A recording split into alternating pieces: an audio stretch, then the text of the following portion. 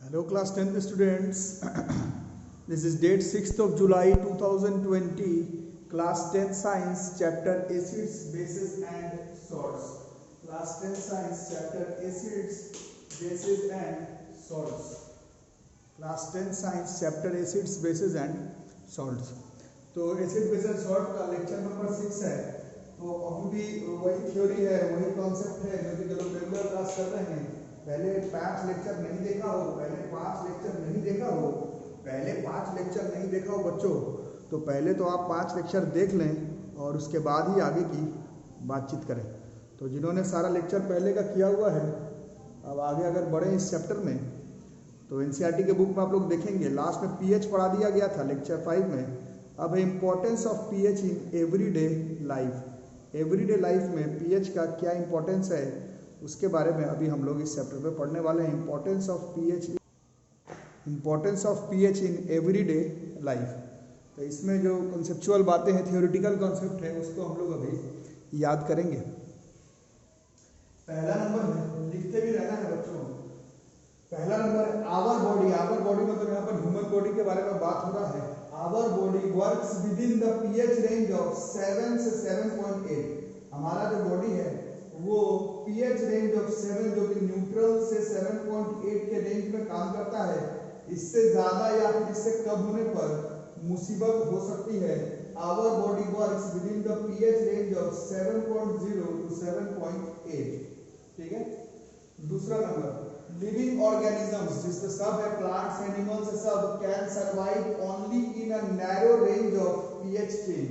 जैसे हमारा बॉडी 7 से 7.8 है, वैसे ही सारा लिविंग ऑर्गेनिज्म, प्लांट से लेकर के एनिमल्स से लेकर के बर्ड्स से लेकर के जो भी लिविंग ऑर्गेनिज्म है वो एक narrow range of pH range पर ही उनका बॉडी उस तरह से बना हुआ है कि सर्वाइव कर सकता है। उसी में तीसरे नंबर पर लिखेंगे हम लोग when pH of rain water। अभी रेनी सीजन है, आप देख रहे हैं। when pH of rain water is less than 5.6। हमने देखा रेन वाटर का 7 के रेंज में pH है, बट अगर रेन वाटर का pH 5.6 से भी कम हो जाए तो वैसे रेन को ही हम लोग एसिड रेन कहते हैं। इसके बारे में आपने 8th में पढ़ा है, शायद 9th में भी पढ़ा है, 10th में भी। आगे कुछ चैप्टर्स में फिर से थोड़ा थोड़ा पढ़ना है, बट हल्का सा भी जानना है, जो कि शायद आप लोग 8th से ही जानते हैं। When compounds like sulphur dioxide है, नाइट्रोजन ऑक्साइड्स है, ये सब जब एयर में रिलीज हो जाता है, दे मिक्स विद वाटर, पानी के साथ मिक्स करता है। जो एसिड रेन हो रहा है पानी के साथ मिक्स करता है, ऑक्सीजन के साथ और अदर केमिकल्स जैसे अनबर्न्ड कार्बन है, पढ़े होंगे छोटे क्लास में। इस चैप्टर में काम नहीं, इस चैप्टर में काम थोड़ा सा दिया उसको बता रहे, इस चैप्टर में काम नहीं है। अनबर्न्ड कार्बन्स है जो कि फ्यूल वगैरह जो ठीक से जला नहीं, ऊपर की तरफ चला गया। और भी गैसेस है, क्लोरोफ्लोरोकार्बन्स है। When compounds like sulfur dioxide and nitrogen oxides are released into air, they mix with water, oxygen and other chemicals to form acidic pollutants। इन्हीं को हम लोग एसिड रेन कहते हैं। एसिड रेन के बारे में आपको आगे चैप्टर्स में और भी पढ़ना है। इस चैप्टर में बस इतना जानना है कि रेन वाटर जिसका पीएच 7 के रेंज में है, अगर वो कम होते होते 5.6 से भी कम हो जाए तो वैसे रेन को ही हम लोग एसिड रेन कहते हैं। अब एसिड रेन का बहुत सारा हार्मफुलनेस है जो कि हम लोगों को आगे चैप्टर्स में पढ़ना है, बट ये चैप्टर एसिड्स, बेसिस और सॉल्ट का, इसमें बस थोड़ा सा जानना है कि when acid rain flows into the reverse, जब रिवर में जिसमें कि वाटर प्रेजेंस है उसमें जब एसिड रेन जाकर के मिल जाता है तो it lowers the pH of river water. और अभी आपने पढ़ा कि हर ऑर्गेनिज्म कुछ थोड़े से पीएच चेंज पर ही सर्वाइव करता है। तो रिवर है, उसमें फ्रेश वाटर है, उसमें अगर एसिड रेन गिरता है तो पीएच ऑफ वहां का जो रिवर है उसके पानी का पीएच काफी हद तक चेंज हो जाता है, जो कि वहां के एक्वेटिक लाइफ को डिफिकल्ट बना देता है। तो एसिड रेन का और भी हार्मफुलनेस आप लोग समझ रहे हैं। एसिड है, कोरोड करता है, मेटल्स को कोरोड करता है, ताजमहल का मॉन्यूमेंट्स को भी कोरोड किया था। तो वो सब आगे चैप्टर में थोड़ा थोड़ा करके पढ़ना, इस चैप्टर में काम नहीं है। इस चैप्टर में importance of pH in everyday life में पहले याद करना है कि हमारा बॉडी 7 से 7.8 पीएच रेंज में वर्क करता है। हर लिविंग ऑर्गेनिज्म थोड़ा बहुत पीएच चेंज में ही सर्वाइव कर सकता है। रेन वाटर का पीएच अगर 5.6 से कम हो गया तो उसको एसिड रेन कहते हैं। एसिड रेन कहते हैं किसको है, तो सल्फर डाइऑक्साइड, नाइट्रोजन ऑक्साइड्स और अनबर्न्ड केमिकल्स, पॉल्यूटेंट्स, ये मिक्स ऊपर एयर में जाता है, वाटर के साथ मिक्स करता है और एसिड रेन का फॉर्मेशन करता है। और जब ये एसिड रेन रिवर में फ्लो करता है तो pH of river water containing fresh water को काफी लो कर देता है। So survival of aquatic life in such rivers becomes difficult. तो शुरुआत में थोड़ा बहुत थ्योरी में importance of pH in everyday life का हम लोग को थोड़ा बहुत ये सब याद करना है। इसमें सबसे पहले पढ़ना है pH in our digestive system. ये जो टर्म, ये जो टॉपिक है, ये थोड़ा बायोलॉजिकल है, तो हम लोग केमिस्ट्री के पॉइंट ऑफ व्यू पर इस टॉपिक को पढ़ेंगे। बाकी इस टॉपिक के बारे में बायोलॉजी का जब चैप्टर 1 आपको पढ़ाया जाएगा ऑफलाइन चाहे ऑनलाइन मोड, जब भी बायोलॉजी का चैप्टर नंबर 1 या फिर आप लोग खुद से भी पढ़ रहे होंगे तो उसमें इस टॉपिक के बारे में बायोलॉजिकल बातें उस चैप्टर में। अभी हम लोग केमिस्ट्री के चैप्टर में तो एसिड्स बेसिस एंड सॉल्ट्स में जितनी बातें हैं इसमें हम लोग ये करेंगे। तो ड्यूरिंग डाइजेशन के समय हमारा जो स्टोमक है वो प्रोड्यूस करता है हाइड्रोक्लोरिक एसिड, है ना। इसके बारे में बायोलॉजी के चैप्टर 1 में पढ़ेंगे, अभी याद कर लेंगे अगर नहीं पढ़ा हो तो। During digestion our stomach produces HCl hydrochloric acid, full stop. It helps in the digestion of food, ये हमारा फूड को डाइजेस्ट करने में हेल्प करता है विदाउट हार्मिंग द स्टोमक। वो कैसे, तो वो बायोलॉजी के पहले चैप्टर में पढ़ना है। स्टोमक को बिना हार्म करते हुए हमारा स्टोमक डाइजेशन के समय पर HCl प्रोड्यूस करता है जो कि डाइजेशन ऑफ फूड के लिए जरूरी है। अब जब आप लोग फील किए होंगे आपके या फिर मम्मी पापा या फिर दोस्तों के साथ अनपच जब हो जाता है, जैसे बहुत ज्यादा खा लिए शादी ब्याह में, या फिर खाना खाने के बाद रेस्ट नहीं हुआ, या फिर बिना ब्रेक लिए हुए 2-4 बार अगर खाना हो गया, है ना, तो उस केस में होता क्या है, ड्यूरिंग इनडाइजेशन वहां पर stomach produces too much acid, वहां पर स्टोमक जो है जो उसका डाइजेस्टिव सिस्टम में जितना एसिड चाहिए उससे ज्यादा रिलीज कर देता है, जिसकी वजह से आपके पेट में दर्द हो जाता है, गैस में और इरिटेशन होता है, ठीक है, जो कि काफी अगर बहुत ज्यादा हो गया तो बहुत खतरनाक बीमारी का रूप भी ले लेता है। बट नॉर्मली पेट दर्द, अपच, ज्यादा खाने के वजह से, बिना ब्रेक किए खाने के वजह से, बिना रेस्ट किए खाना खाने की वजह से स्टोमक जो है वो एसिड निकालता है, टू मच HCl, जिसके वजह से स्टोमक पेन और इरिटेशन होता है। तो उसको ठीक करने के लिए, न्यूट्रलाइज करने के लिए हम लोग न्यूट्रलाइजेशन रिएक्शन का इस्तेमाल करते हैं। न्यूट्रलाइजेशन रिएक्शन का इस्तेमाल करेंगे। न्यूट्रलाइजेशन रिएक्शन में आपने क्या पढ़ा था, एसिड को न्यूट्रलाइज करने के लिए,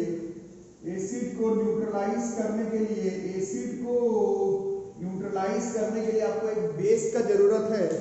तो to get rid of pain people use antacids, base बना हुआ रहता है, एंटासिड्स कहते हैं उसको, ठीक है। एंटासिड्स में दवा वगैरह तो है ही, जैसे अपच हो जाता है तो अपच का दवा वगैरह तो आप लोग जानते हैं दुकान पर भी अवेलेबल है, लेकिन ऐसे ही जनरल अगर बात करें तो मिल्क ऑफ मैग्नीशिया, तो मिल्क ऑफ मैग्नीशिया भी कहते हैं, पहले लिख चुके हैं इसको, milk of magnesia, magnesium hydroxide, milk of magnesia जो कहते हैं, ये दवा नहीं है, ये घर पे रहता है, MgO का होल ट्वाइस है, ये एक माइल्ड बेस है, इसका इस्तेमाल हम लोग कर लेते हैं इस एसिड को न्यूट्रलाइज करने के लिए। जैसे ज्यादा दर्द बहुत होने लगा तब तो डॉक्टर के वहां जाकर के दवा लेना ही है, बट ऐसे जनरली जो दवा भी होता है एंटासिड उसमें बेस ही मिलाया हुआ रहता है। अगर एसिडिक वाला कोई भी प्रॉब्लम हो रहा हो तो जो दवा आप दुकान से खरीदते हैं उसमें भी एंटासिड्स का इस्तेमाल किया जाता है, बेस का ही इस्तेमाल किया जाता है। घर में मौजूद बेकिंग सोडा का फॉर्मूला NaHCO3, इसके बारे में आगे भी हम लोग पढ़ेंगे, ये और पीछे भी पढ़ चुके। ये एक मेटालिक बाइकार्बोनेट है, जो लोग रेगुलर क्लास कर रहे हैं उन लोग को याद होगा, metallic bicarbonate, metallic carbonate and metallic bicarbonate पीछे पढ़े हैं। Metallic carbonates and metallic bicarbonates, metallic carbonates and metallic bicarbonates base तो नहीं है, लेकिन पहले पढ़ चुके हैं कि बेसिक प्रॉपर्टी शो करता है, बेसिक नेचर का होता है, जिसके वजह से इसका भी कभी कभी इस्तेमाल हम लोग एंटासिड्स के फॉर्म में कर लेते हैं न्यूट्रलाइजेशन रिएक्शन में। तो pH in our digestive system में थोड़ा सा आपको ये याद करना है कि डाइजेशन के समय स्टोमक जो है वो प्रोड्यूस करता है HCl, और इनडाइजेशन के समय ये HCl थोड़ा ज्यादा प्रोड्यूस कर देता है, जिसके वजह से आपके पेट में दर्द, इरिटेशन महसूस होता है। तो इससे बचने के लिए हम लोग न्यूट्रलाइजेशन रिएक्शन का इस्तेमाल करते हैं, एसिड को न्यूट्रलाइज करने के लिए बेस का इस्तेमाल करते हैं, दुकान में जाकर के एंटासिड्स खरीदते हैं और जनरली एंटासिड्स में बेस ही रहता है, और बेस में मिल्क ऑफ मैग्नीशिया हो गया, MgOH का होल ट्वाइस बेस है, या फिर बेकिंग सोडा घर पे मौजूद रहता है NaHCO3, ये मेटालिक बाइकार्बोनेट है जो बेस तो नहीं है लेकिन बेसिक प्रॉपर्टी शो करता है। तो एसिड को न्यूट्रलाइज करने के लिए घर पर मौजूद मिल्क ऑफ मैग्नीशिया या फिर बेकिंग सोडा का इस्तेमाल करते हैं, या फिर दुकान में जाकर के जो एंटासिड्स भी खरीदते हैं उसमें भी बेस का ही मात्रा रहता है एसिड को न्यूट्रलाइज करने के लिए। तो pH in our digestive system में थोड़ा सा ये याद करना है। बायोलॉजी के चैप्टर 1 में पढ़ेंगे कैसे HCl जो है वो विदाउट हार्मिंग द स्टोमक किस तरह से डाइजेशन में हेल्प करता है, तो वो बायोलॉजी के चैप्टर 1 में पढ़ेंगे, इस चैप्टर में नहीं। नेक्स्ट टॉपिक भी थोड़ा सा बायोलॉजिकल ही है। This is pH change as the cause of tooth decay, है ना। तो टूथ डीके में लिखेंगे पॉइंट बना बना के। पहला number, tooth decay starts when, मतलब ये ह्यूमन के लिए है, when pH of mouth is lower than 5.5। Tooth decay दांतों में जो मौजूद टूथ इनामेल, जो सबसे हार्डेस्ट सब्सटेंस, जो दांत है आपका, उसका जो हार्डेस्ट आउटर वाला कवरिंग है उसका डीके, ठीक है, जो दांत कीड़ा लगने की वजह से या ज्यादा एक्सेसिव गंदगी होने की वजह से वो धीरे धीरे खराब होने लगता है, तो उसी टूथ डीके के बारे में बात हो रहा है। वो टूथ डीके स्टार्ट करता है when pH of mouth is less than 5.5, ठीक है। अब इसमें थोड़ा सा हम लोग लिखेंगे टूथ इनामेल, जो टीथ का सबसे आउटर मोस्ट हार्ड वाला सब्सटेंस पोर्शन होता है, टूथ इनामेल, तो लिखते भी रहोगे, is made up of calcium phosphate, is the hardest substance in the body, ठीक है, ये हार्डेस्ट सब्सटेंस होता है बॉडी का, tooth enamel. It does not dissolve in water, पानी में डिसॉल्व नहीं करता है, लेकिन पिछला चैप्टर और इस चैप्टर में पढ़े हैं एसिड्स के प्रेजेंस में कोरोड जरूर कर जाता है। एसिड के प्रेजेंस में कोरोजन उसमें होता है। एसिड के प्रेजेंस में कैल्शियम फॉस्फेट मुख्य तौर पर जिससे टूथ इनामेल बना हुआ रहता है वो कोरोड जरूर करता है। It does not dissolve in water but gets corroded when pH in mouth becomes less than 5.5, मतलब एसिडिक जब होने लगे तो कैल्शियम फॉस्फेट जिससे कि आपका टीथ इनामेल बना हुआ है वो कोरोड करने लगता है। अब कैसे, थोड़ा बायोलॉजिकल टर्म है, बायोलॉजी के चैप्टर 1 में थोड़ा सा बताया जाएगा, इस चैप्टर में उतना काम नहीं है, बस थोड़ा सा याद कर लेना है। Bacteria present in mouth produces acids bye degradation of sugar and food particles remain in mouth after eating। खाना खाने के बाद ज्यादातर खाने में जो शुगर का पार्टिकल है या फिर और भी फूड सब्सटेंसेस के साथ बैक्टीरिया जब उसको डिग्रेड करता है जो आपके माउथ में प्रेजेंट रहता है और एसिड का फॉर्मेशन कर देता है, ठीक है।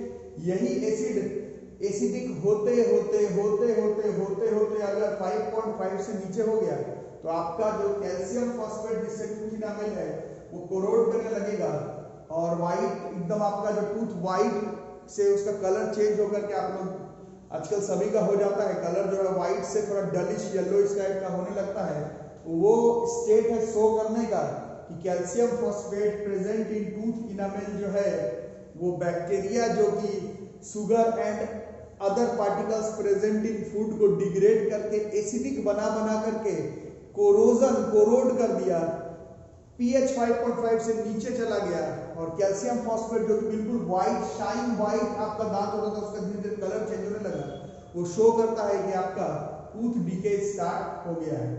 The best way to prevent this is to clean the mouth after eating food. तो खाना खाने के बाद मुंह को अच्छे से धोने के लिए बोला जाता है। मुंह को अच्छे से अगर धोते खाना खाने के बाद तो मुंह में जो फूड पार्टिकल्स का जो रिमेन्स है उसका बचने का चांसेस बहुत कम है। उसके ऊपर से हम लोग क्या यूज करते हैं, टूथपेस्ट।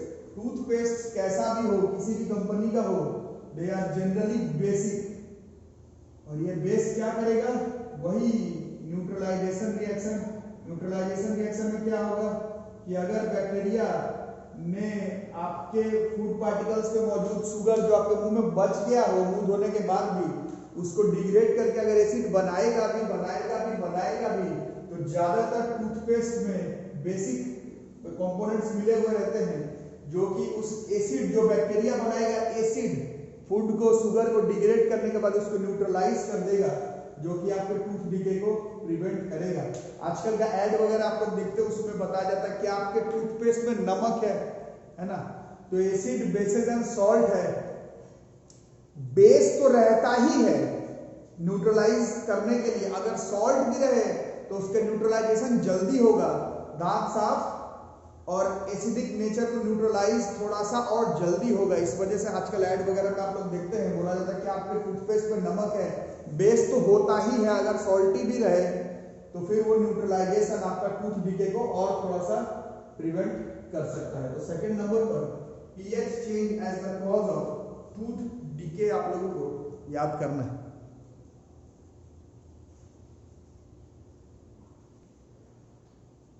इसी टॉपिक में आगे self defence by animals and plants through chemical warfare. तो ये भी बायोलॉजिकली है, थोड़ा सा आपको importance of pH in everyday life में थोड़ा सा पढ़ना है। तो हनी भी, मधुमक्खी स्टिंग, कभी आपको काटा होगा तो आप बहुत ही इरिटेशन और पेन जो है वो जलन टाइप का महसूस किए होंगे। क्यों? क्योंकि हनी बी का जो स्टिंग है वो एक एसिड, फॉर्मिक एसिड और कुछ और केमिकल सब्सटेंसेस भी रिलीज करता है, बट इस चैप्टर के हिसाब से बात करेंगे। Leaves an acid, formic acid which causes pain and irritation. Sting hair of nettle leaves, बिच्छू बूटी अगर कभी देखे हो, जंगल वगैरह में रहता है, गांव वगैरह में भी होता है। Sting hair of nettle leaves, ये भी इंजेक्ट कर देता है मिथेनॉइक एसिड, उसको टच वच करोगे छुआ जाएगा, पूरा पेन, इरिटेशन, बर्निंग कॉज होगा।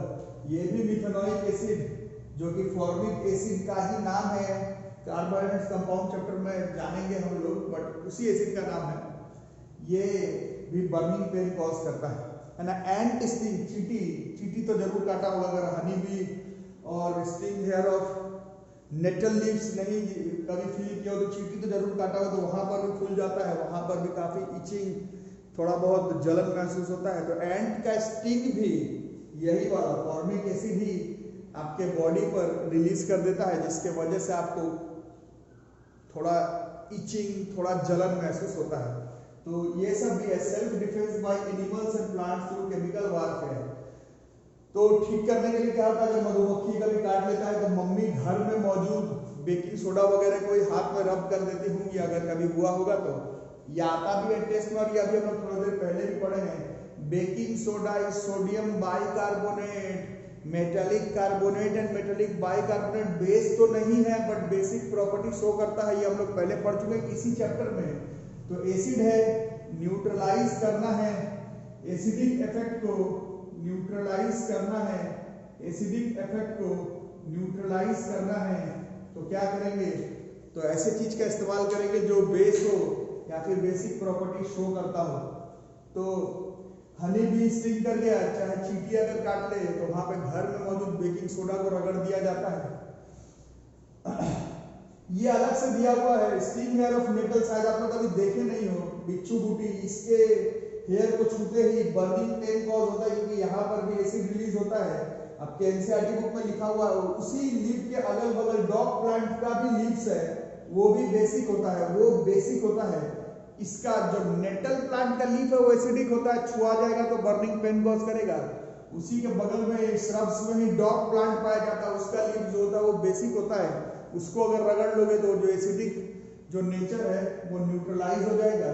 तो self defence by animals and plants through chemical warfare में यही पढ़ना, हनी बी हो गया, एंट स्टिंग हो गया, चाहे sting hair of nettle leaves हो गया।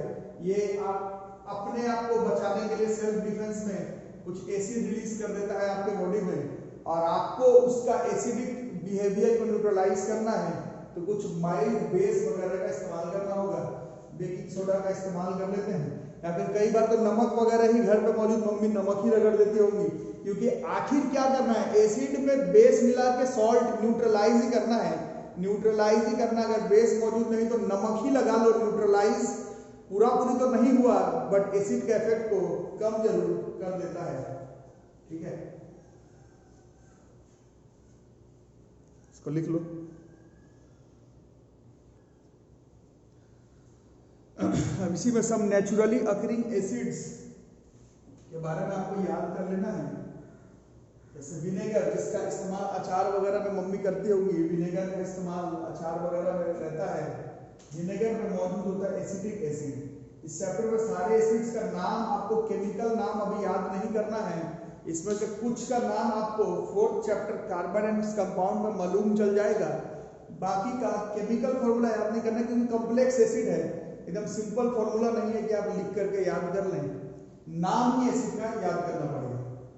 खट्टा जितना भी फल आप लोग खाते हैं, ऑरेंज हो गया, लेमन हो गया, उसमें मौजूद रहता है साइट्रिक एसिड। टैमारिंड, इमली, इमली में मौजूद रहता है टैटरिक एसिड। नाम याद नहीं करना, नहीं दिया हुआ आपको बुक में, नहीं दिया हुआ तब ऐसा नहीं कि बुक को आता नहीं है, कॉम्प्लेक्स एसिड्स है, आपको डायरेक्ट याद करने में नहीं बनेगा, इसीलिए एसिड का नाम याद करना। Tomato, oxalic acid. दूध जब खट्टा हो गया, सोर मिल्क कर्ड का फॉर्मेशन करे, एसिड प्रेजेंट, लैक्टिक एसिड। अभी आपको देखिए एंट का स्टिंग हो गया, बी का स्टिंग हो गया, प्लांट्स ऑफ नेटल स्टिंग हो गया, इन सब में methanoic acid. These are some naturally occurring acids, और these naturally occurring acids से नेचर में अकर करता हुआ एसिड है, तो जनरली बहुत स्ट्रॉन्ग नहीं होता है। These all are very weak acids, काफी वीक एसिड्स है। Acidic acid, citric acid, tartaric acid, oxalic acid, lactic acid, citric acid, methanoic acid, ये सब नेचुरली अकरिंग है। ज्यादातर इसमें ऑर्गेनिक एसिड्स है, ऑर्गेनिक एसिड्स नेचुरली अकरिंग है, और जनरली सारे के सारे ऑर्गेनिक एसिड्स जो है, मतलब अभी यहाँ पर जितना एग्जाम्पल खास करके लिखवाया हुआ है, this all are weak acids.